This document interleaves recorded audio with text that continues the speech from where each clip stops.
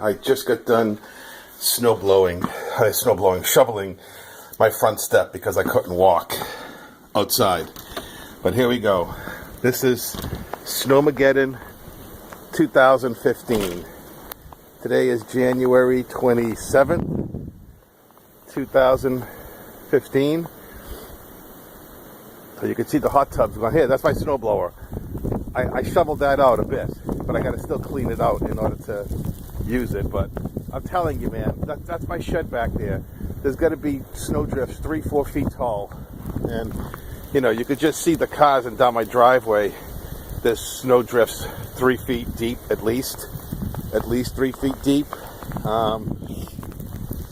So I don't know if you could see this, but see, here's me, snow covered, and yeah, that's my backyard. That's my backyard.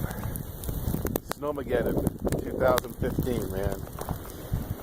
You people that lived out in Florida, Phil and Trina and Paul in North Carolina, look at the fun you're missing out on. Look at all this fun. All right, there's my hot tub. I might see that in April. I'm not shoveling that out. I might see that in April. So yeah, I just wanted to give you a little flavor of Snowmageddon. All right, back in the house. Holy shit.